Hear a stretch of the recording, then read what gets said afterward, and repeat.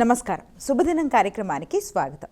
మేషరాశి నుంచి మీనరాశి వరకు ద్వాదశ రాశుల వారికి ఈ రోజు ఏ విధంగా ఉంది, నేటి వైశిష్ట్యం ఏంటి, నేటి పంచాంగం ఏంటి ఇత్యాది అంశాలు తెలియచేయడానికి మనతో పాటు స్టూడియోలో సిద్ధంగా ఉన్నారు విశ్వవిద్యాలయ అగ్రశ్రేణి తొలి మహిళా జ్యోతిష్య వాస్తు పట్టభద్ర, పంచాంగకర్త, జ్యోతిష్య మహోపాధ్యాయ, జ్యోతిష్య శాస్త్రంలో PhD గోల్డ్ మెడలిస్ట్ అయినటువంటి డాక్టర్ ఈడుపుగంటి పద్మజారాణి గారు. వారితో మాట్లాడదాం. ద్వాదశ రాశుల వారికి ఈ రోజు ఏ విధంగా ఉందో అడిగి తెలుసుకుందాం. నేటి పంచాంగం. అమ్మా, నేటి పంచాంగాన్ని ప్రేక్షకులకు తెలియజేస్తారా? 24/12/2024 శ్రీ క్రోధీనామ సంవత్సర దక్షిణాయనం మార్గశిర మాసం కృష్ణపక్షం మంగళవారం. సూర్యోదయం ఉదయం 6:43, సూర్యాస్తమయం సాయంత్రం 5:49, తిథి నవమి రాత్రి 7:52, నక్షత్రం హస్త మధ్యాహ్నం 12:17, యోగాలు శోభన రాత్రి 8:54, కరణము భవ రాత్రి 7:52, అలాగే కరణము వణిజ రాత్రంతా. ఇక రాహుకాలం మధ్యాహ్నం 3:02 నుంచి 4:26 వరకు, గుళికాలం మధ్యాహ్నం 12:16 నుంచి 1:39 వరకు, యమగండం ఉదయం 9:30 నుంచి 10:53 వరకు, అభిజిత్ ముహూర్తం ఉదయం 11:54 నుంచి 12:38 వరకు, దుర్ముహూర్తం ఉదయం 8:56 నుంచి 9:41 వరకు, మరల రాత్రి 10:59 నుంచి 11:50 వరకు, వర్జం రాత్రి 9:19 నుంచి 11:07 వరకు. ఇది నేటి పంచాంగం. నేటి రాశి ఫలాలు. మేషరాశి.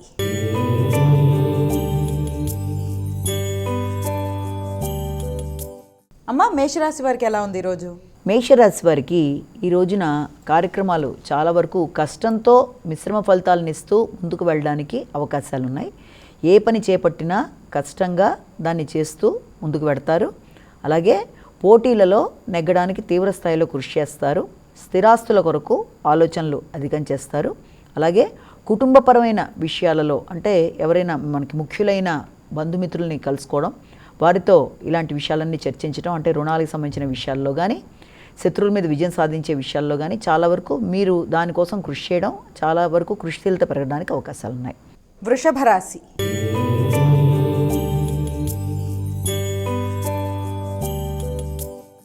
అమ్మ, వృషభ రాశి వారికి ఎలా ఉంది ఈరోజు?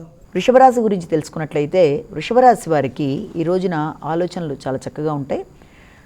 ఎదురు చూస్తున్న విషయాల్ని అందుకోగలుగుతారు. మిత్రులు, బంధువులు సహకరిస్తారు. విందు వినోదాలు మొదలైన వాటిల్లో పాల్గొంటారు. కుటుంబ సమేతంగా ముఖ్యుల్ని కలిసి వారితో చర్చించి ముఖ్యమైన అంశాలలో కొన్ని నిర్ణయాలు తీసుకుంటారు. మిథున రాశి.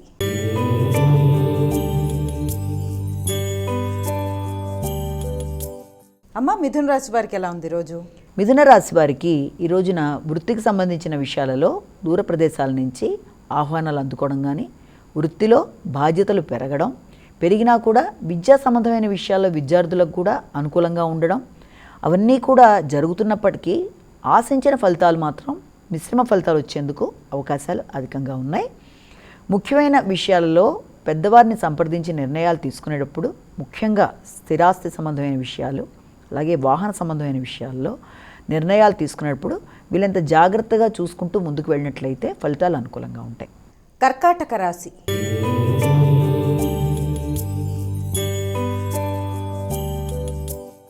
అమ్మ, కర్కాటక రాశి వారికి ఎలా ఉంది ఈరోజు? కర్కాటక రాశి వారి విషయంలో వీళ్ళకి విద్యా సంబంధమైన విషయాలలో కానీ, వృత్తికి సంబంధించిన విషయాల్లో కానీ మంచి నిర్ణయాలు తీసుకుంటారు.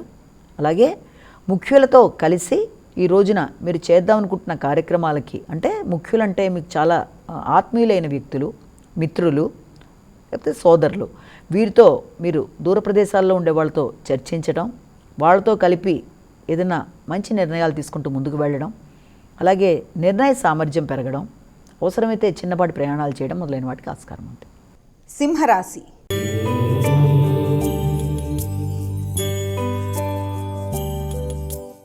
అమ్మ, సింహరాశి వారికి ఎలా ఉంది ఈరోజు? సింహరాశి వాళ్ళకి కుటుంబపరమైన విషయాల్లో, అంటే ముఖ్యంగా మాట్లాడేటప్పుడు కానీ, నిర్ణయాలు తీసుకునేటప్పుడు కానీ, అది వైరాగ్యంతో కూడుకున్న నిర్ణయాలు అవ్వడానికి అవకాశాలు ఎక్కువగా ఉన్నాయి. కాబట్టి వీళ్ళంతవరకు నిర్ణయాలు తీసుకునేటప్పుడు మీరు సొంతంగా కాకుండా ఆత్మీయులు సంప్రదించి నిర్ణయాలు తీసుకోవడం చాలా అవసరం. అంటే మాట్లాడవలసిన సమయంలో మాట్లాడకపోవడం వల్ల కూడా ఇబ్బందులు ఎదుర్కొనే అవకాశం ఉంది. కాబట్టి మీ శ్రేయోభిలాషులు, ముఖ్యులు మీ తరపున మాట్లాడి ముఖ్యమైన కార్యక్రమాలని నిర్వర్తించడం చాలా మంచిది. కన్యా రాశి.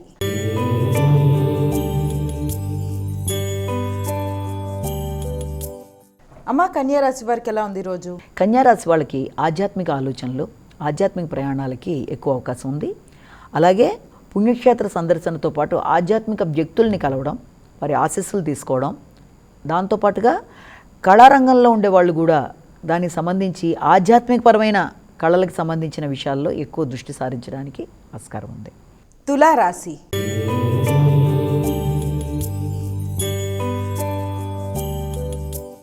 అమ్మ, తులారాశి వారికి ఎలా ఉంది ఈరోజు? తులారాశి వాళ్ళకి ఆరోగ్యానికి సంబంధించిన విషయాల్లో ముఖ్యంగా మానసిక ఆరోగ్యానికి సంబంధించిన విషయాల్లో కానీ, అలాగే ఆర్థిక సంబంధమైన విషయాల్లో కానీ వీలైనంతవరకు జాగ్రత్తలు తీసుకుంటూ ముందుకు వెళ్ళాలి.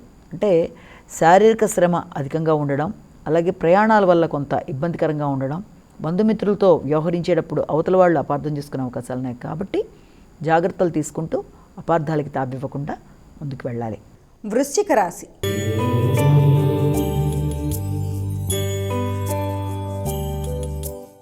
అమ్మ, వృశ్చిక రాశి వారికి ఎలా ఉంది ఈరోజు? వృశ్చిక రాశి వాళ్ళ విషయంలో వీళ్ళకి ఈ రోజున ఆశించిన ఫలితాలు అందుతాయి.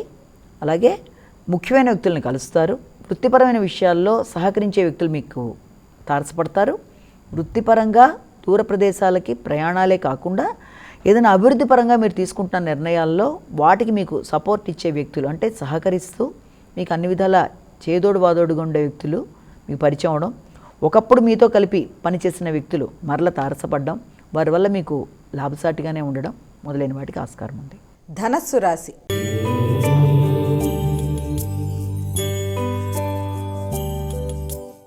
అమ్మ, ధనస్సు రాశి వారికి ఎలా ఉంది ఈరోజు? ధనస్సు రాశి వాళ్ళకి వృత్తి విషయంలోనూ కుటుంబపరమైన విషయాల్లోనూ నూతన బాధ్యతలు, ఆ నూతన బాధ్యతలతో పాటు కుటుంబపరమైన విషయాలకి సంబంధించి ఆకస్మికమైన అధికమైన ఖర్చులు, అలాగే ఏదైనా డ్రైవింగ్ రిలేటెడ్గా కానీ, డ్రైవింగ్ నేర్చుకునే వాళ్ళు కానీ, లేకపోతే డ్రైవ్ చేస్తున్న వాళ్ళు కానీ ఆల్రెడీ కొంత ఆ విషయంలో జాగ్రత్తలు తీసుకుంటూ ఎక్కువ శ్రద్ధతో ముందుకెళ్ళాలి. విద్యార్థులకు విద్యాపరమైన విషయాల్లో ఆసక్తి పెరిగే విధంగా జాగ్రత్తలు తీసుకోవాలి. ముఖ్యంగా జ్ఞాపక శక్తి పెంచుకునే విధంగా హైగ్రీవాయ నమః అనే మంత్రాన్ని పఠించడం చాలా అవసరం. మకర రాశి.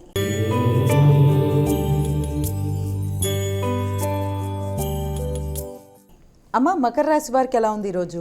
మకర రాశి వాళ్ళ విషయం తీసుకున్నట్లయితే మీకు ఆలోచనలు బాగుంటాయి, వ్యక్తుల సహకారం బాగుంటుంది, అలాగే పోటీల్లో నెగ్గడానికి చేసే కృషి అనుకూలంగా ఉంటుంది. దూర ప్రదేశాల కొరకు తీర్థయాత్రలు కావచ్చు, లేకపోతే ఏదైనా దూర ప్రయాణాలు మొదలైన వాటికి అవకాశం అనేది అధికంగా ఉంది. విద్యార్థులకు విద్యా సంబంధమైన విషయాలలో దూర ప్రదేశాల్లో విద్యకి అవకాశాలు అధికంగా ఉన్నాయి.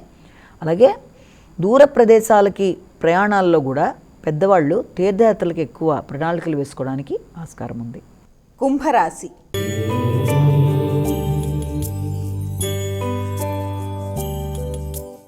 అమ్మ, కుంభరాశి వారికి ఎలా ఉంది ఈరోజు?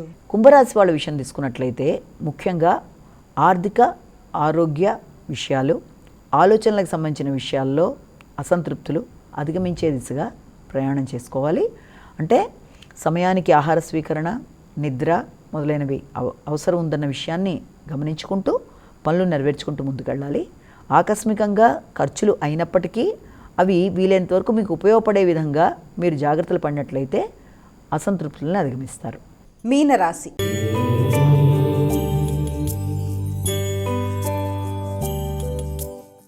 అమ్మ, మీనరాశి వారికి ఎలా ఉంటుంది ఈరోజు? మీనరాశి వాళ్ళ విషయం తీసుకున్నట్లయితే మీనరాశి వాళ్ళకి దూర ప్రాంతాల్లో ఉండే ముఖ్యులు, అంటే అది మీకు ఆల్రెడీ మీతో ఉండే కొలీగ్స్ ఎవరన్నా దూర ప్రదేశాల్లో వెళ్ళి ఉన్నట్లయితే వారి ద్వారా కొత్త సమాచారాలు అందుకోవడం, మీరు కూడా ఏదైనా ప్రయత్నాలు చేసి దూర ప్రదేశాలకు వెళ్ళడానికి చేస్తున్న ప్రయత్నాలకు సంబంధించి వృత్తిపరమైన విషయాల్లో కానీ, లేకపోతే మీ సంతానాన్ని కలవడానికి కానీ మీరు చేసే ప్రయత్నాలకి కొంత అనుకూలతలు గోచరిస్తున్నాయి. అలాగే మీ మీద మీకు ఆత్మవిశ్వాసం పెరగడం, అభిప్రాయాలు స్థిరమైనవి ఏర్పడడం, ఆశించిన లక్ష్యాలు ఏర్పరచుకొని దాని పరంగా మీరు ముందుకు వెళ్ళడానికి చేసే ప్రయత్నాలు, ముఖ్యంగా ఆధ్యాత్మిక భావనలు అనేవి చాలా అధికంగా ఉండే అవకాశం ఉంది. కాబట్టి వీలైనంత వరకు ఏ ప్రణాళిక ఏర్పరచుకున్నా కూడా ఎక్కువ శాతం జాగ్రత్తగా ఆలోచించి ముందుకు వెళ్ళినట్లయితే అన్నీ కూడా అనుకూలంగా ఉంటాయి. అమ్మ, ద్వాదశ రాశుల వారు వారికి వారే ఈరోజు సులభతరంగా చేసుకోగలిగే పరిహారాన్ని తెలియజేస్తారా? ద్వాదశ రాశుల వాళ్ళకి కూడా ఈ రోజున పరిహార విషయం తీసుకున్నట్లయితే తమ తమ ఇష్టదైవాన్ని ప్రార్థించుకుంటూ ఎవరైనా రోజును ప్రారంభిస్తారు. కాబట్టి అలా చేసినా మంచిదే. అలాగే కాకుండా ఇంకా ఏదైనా విశేషంగా చేద్దాము అనుకున్నట్లయితే తప్పనిసరిగా ఈ రోజున ఏదైనా అవకాశం ఉన్నట్లయితే హనుమాన్ చాలీసా కానీ నరసింహస్వామికి సంబంధించిన స్తోత్రాలు కానీ పారాయణ చేయడం చాలా మంచిది. నేటి వైశిష్ట్యం. నేటి వైశిష్యంలో భాగంగా ఈ రోజున మనం 9వ పాసురం గురించి దాని యొక్క అర్థం తెలుసుకోవడానికి ప్రయత్నం చేద్దాం వీలైనంత వరకు. ఈ 9వ పాసురం అనేది తూమాణి మాడత్తు అంటూ ప్రారంభమవుతుంది. మనం చూసుకున్నట్లయితే ఇప్పటిదాకా గమనించుకుంటే ఈ పాసురాలన్నింటిలో కూడా మొదట 6-7 పాసురాల్లో కూడా శ్రవణానికి ప్రాధాన్యత ఎక్కువగా ఉంటుంది. అలాగే 8వ పాసురం వచ్చేప్పటికీ దానికి మననానికి ఎక్కువ ప్రాధాన్యత. ఇప్పుడు చెప్పుకోబోతున్న 9, 10, 11, 12 వరుసగా వచ్చే వాటన్నిటికి కూడా ఎక్కువ ధ్యానానికి సంబంధించి, అంటే ధ్యానం యొక్క ఇంపార్టెన్స్ అంతా ధ్యానదశ గురించి చెప్పబడుతుంది. అలాగా ఈ రోజున చెప్పుకునే దాని ప్రకారం మనం తీసుకున్నట్లయితే ధ్యానావస్థలో ఉండే మరొక గోపికను మేలుకొల్పడానికి ఆవిడ ప్రయత్నం చేస్తుంది అన్నది దీంట్లో మనకు ఉంటుందన్నమాట. అంటే ఇక్కడ కనుక చూసుకున్నట్లయితే ప్రతి పాసురంలోని ఇక్కడి నుంచి మనకి ఒక అళ్వార్లు దర్శనం కనబడుతూ ఉంటుంది. అంటే అది వాళ్ళని పోలి ఉన్నట్టుగా మనకు అనిపిస్తూ ఉంటుందన్నమాట.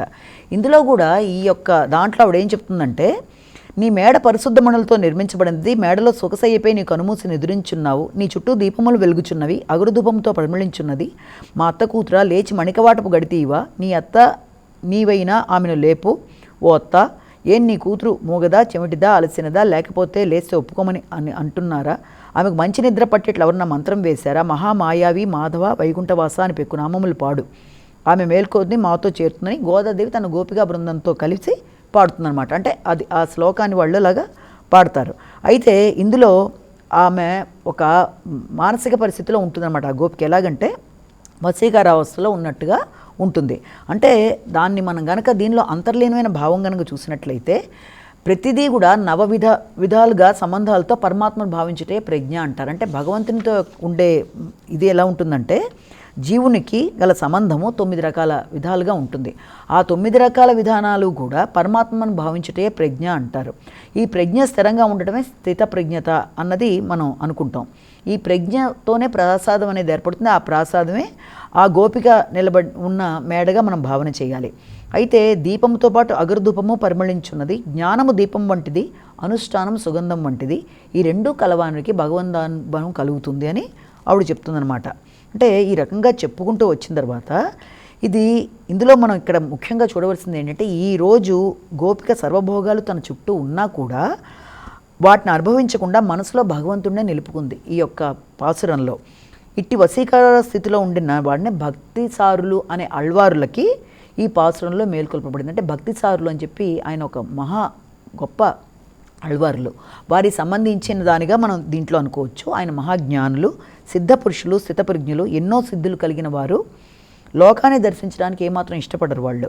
ఒకసారి పార్వతీ పరమేశ్వరులు వారు ఉన్న ప్రదేశానికి వెళ్ళి వారి భక్తినిష్టను పరీక్షించదలిచి ఏమన్నారంటే, భక్తిసార్ల ముందు వచ్చి ఏమన్నా వరం కోరుకోమని అంటే ఆయన ఏమంటారంటే, నేను పరమపదంలో శ్రీమన్నారాయణుని యొక్క కైంకర్యం కంటే నేను కోరదగింది ఏం లేదు కదా అని ఆయనని ఎంత చెప్పినా కూడా ఇంకేదైనా కోరుకోమని వాళ్ళు పట్టుపడినప్పుడు ఏమంటాడంటే, నేను కుట్టుకొనుచున్న బొంత సూదిలోనికి దారం ఎక్కినట్లుగా చేయమని చెప్పి ఆయన అడగడం జరుగుతుందనమాట. ఒకసారి ఓ సిద్ధుడు వచ్చి ఒక రసగుళిక ఆయనకి ఇచ్చినప్పుడు అది బంగారం అవుతుందని చెప్పడం జరుగుతుంది. చెప్తే అళ్వార్లు తన శరీరాన్ని నలిపి దాంట్లోంచి వచ్చే మట్టి రేణువునిచ్చి అది కూడా బంగారం అవుతుందంటే అది నిజంగా పరీక్షించినప్పుడు అది అలాగే అవ్వడం జరిగింది. అలాగే ఒక వృద్ధురాలు అళ్వారికి సేవ చేయగా ఆమెకి యవ్వనం అనేది వస్తే ఆమెను ప్రేమించి వివాహం ఆడిన మహారాజు కూడా తనకు కూడా యవ్వనం తెప్పించమని చెప్పి అడగడం జరుగుతుందన్నమాట. ఈ యొక్క వీరిని అళ్వారులను కోరితే ఆయన రాజస్థానానికి వెళ్ళడానికి నిరాకరిస్తారు. దాంతో రాజు ఆగ్రహించి ఆయన వెళ్ళిపోమని చెప్తాడు.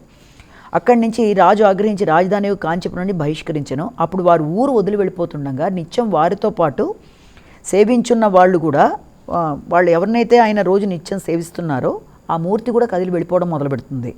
అట్లు మొత్తం ఊళ్ళో వాళ్ళు ఆ స్వామి వెనుక నడిచి వెళ్ళిపోతున్నప్పుడు అప్పుడు రాజు జ్ఞానోదయమై ఆయన ఏం చెప్తారంటే, వారితో పాటు ఆ మూర్తి తిరిగి కంచి ఆలయం ప్రవేశించడానికి ఈయన తిరిగి వెనక్కి వచ్చి రాజుగారు ఈయన వెళ్ళొద్దని బతిమలాడి ఆపుతారనమాట. సో అళ్వార్లు చెప్పినట్లుగా చెప్పి పెరుమాళ్ళు కనుక ఏదోక్తారి అని పేరు కూడా వచ్చింది. ఇప్పటికీ ఆలయం కంచిలో ఉంటుందన్నమాట. అంటే పెరుమాళ్ళుకి ఆయన చెప్పి ఆపడం అనేది జరుగుతుంది కాబట్టి అళ్వార్లు గారు. ఒకసారి భక్తిసారులు ఈయన కుంభకోణంలోకి వెళ్ళినప్పుడు అక్కడ వీధుల్లో ఈయన నడుస్తున్నప్పుడు కూడా ఆ ఊరి ఆలయంలో అర్చామూర్తి సారంగపాణి మహిమాత్ములైన భక్తిసారులను చూడాలని కుతూహలంతో సైనించి ఉన్న మూర్తి పైపైకి ఆయన పడుకున్న కొద్ది పైకి లేవడం మొదలుపెట్టిందిట. అద్భుతాన్ని చూడడానికి వచ్చిన భక్తులు అటు భక్తిసారులని సారంగపాణిని ఒకేసారి మొక్కారట. ఇట్లా ఎన్నో మహిమలు కలవారు కాబట్టినా ఎన్నో ఉన్నా కూడా ఏమీ తెలియనట్టుగా మౌనంగా ఉండడం అనేది వాళ్ళ గొప్పతనం అన్నమాట. ఇలా భగవదనుభవంలో మునిగి ఉన్న నేటి గోపిక భగవంతుడి యొక్క నామములు విని లేచి బయటకు వచ్చి నామానుసంధం చేయనారంభించింది. అంటే ఇదంతా కూడా భక్తిసారులకు సంబంధించిన విషయాన్ని వాళ్ళ మనం చర్చించుకున్నాం. నమస్కారం. ఇది ఈనాటి మన శుభదినం కార్యక్రమం. మరో కార్యక్రమంతో మళ్ళీ కలుసుకుందాం. అంతవరకు సెలవు. నమస్కారం.